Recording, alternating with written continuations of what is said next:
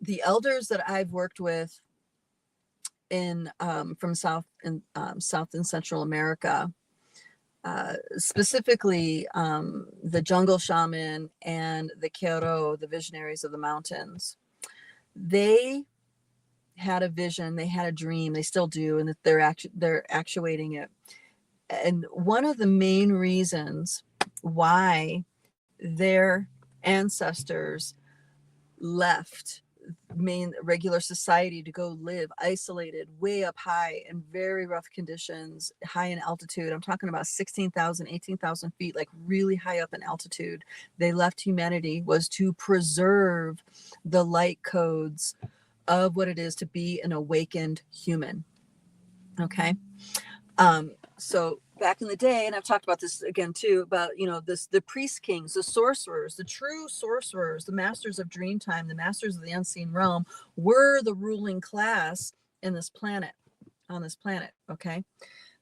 This is why, you know, all the stories and imageries we have about the Mayans and their ceremonies, right? And the pyramids, the Inca, the Aztec. I mean, yes, there are things that go into human sacrifice and all that stuff. Some of it's true, not all of it. There, you know, there are these highly advanced ceremonial magic narratives performed by the leaders of the society, right? You need to be a highly advanced being in order to handle that kind of energy. Priest kings, sorcerers, they were the ones in charge. And then there was a turning of the world where the priest kings, the sorcerers, had to go underground. They still are. They're arising, slowly but surely, they're arising. Not all of them are for the liberation of humanity. Just know, not all of them are embracing of the unification, liberation process of humanity, but they're there, but they're still there. They preserved, they knew the conquistadors were coming. The priest kings, the visionaries, the sorcerers of the Incan Empire, they knew that they were coming and that the turning of the worlds was approaching, and they took it upon themselves to devise a plan to preserve the light codes, the awakened blueprint of the human light body, to be passed on to reawaken the world when the next Pachacuti comes, when the next turning of the worlds come. So they fled. They left the Incan Empire long before the conquistadors got there and decimated the society. And they decimated mostly through disease, but also through battles and conversions and stuff like that. When I say conversion, I'm talking about converting the people to Christianity, or into slavery, whatever. There were different versions depending on, you know, where you were in the region. So it all depended on the queen or king that was in charge at the time. And what the story is in coming out is, when the 80s came, there are visionaries, there are true sorcerers. I'm talking about, guys, there are sorcerers on this planet that don't date, that don't age. They don't ever need to have what one would call money. They don't need anything but the life force of this world to bring about the circumstances that they need in the moment that they need it. Absolutely amazing human beings. But this potential was not unique.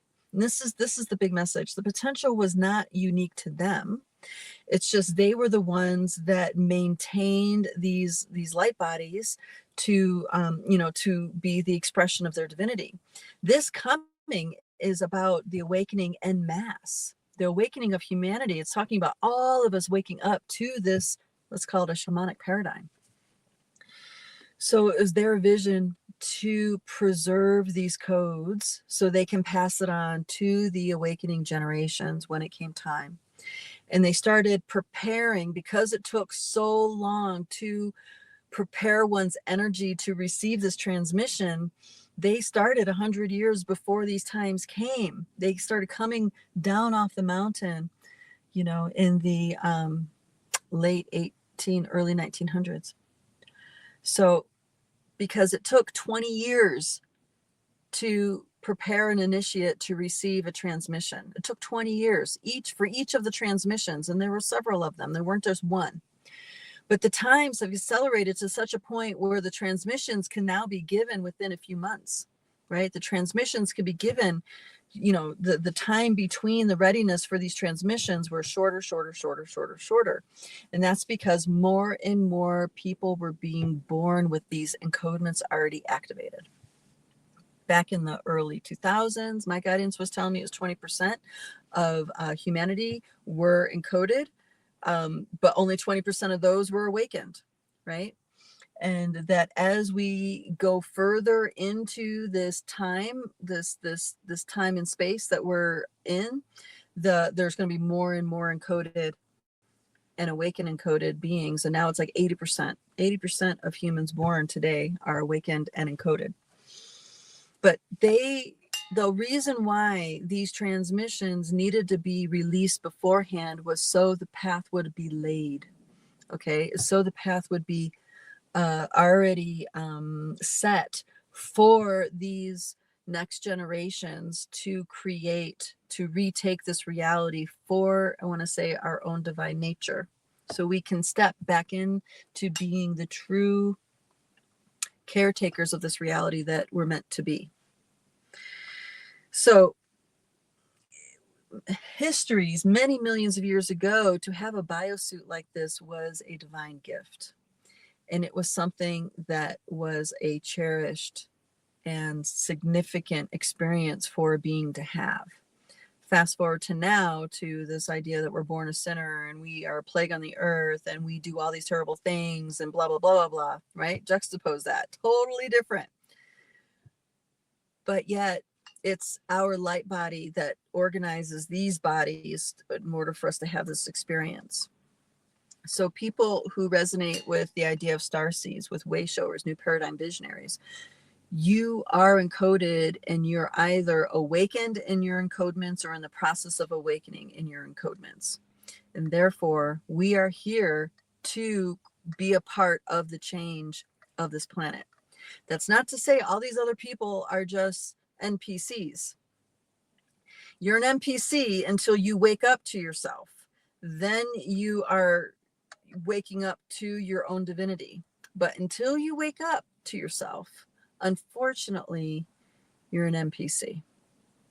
And it's awful to say that, but this is true, because people are living out their programs and who they think they are more than their truth. And that's what I think she's trying to describe in this post, that it's hard to watch. Yes, it's hard to watch the sacred getting trivialized and made a mockery of, right? It's hard to watch a young man dressed in indigenous regalia pouring medicine when he himself has not woken up to who he really is. Because if he did, he would never put on that regalia. He would never position himself as a spiritual authority, right? Because, he would never need to do that, because he would just be. You wouldn't need all these things. You would just be. So there's so much I feel like she's trying to touch in that awareness, in that thing.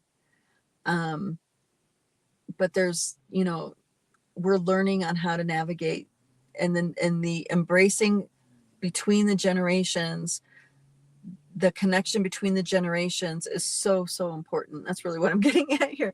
It's so important. We need to make sure we understand and appreciate that those who have come before us were in different circumstances than we are. And they absolutely are doing the best that they could have possibly done with those circumstances. And there are great gifts to be brought forward from that for us to build upon, you and I to build upon. And then same thing goes for us. And then what we pass on, what our legacy is for the next generation to build upon. And our legacy isn't Christina Schwind, ... No, it is a beautiful tree that maybe I planted 50 years ago, right? It is a light body structure in the energy field that fosters the growth of so many. It's not my ego driver who I am. It's what I've dedicated my passion and purpose towards while I was here. It's the beauty that I made. You see what I mean? That's the legacy. And that's your legacy as well.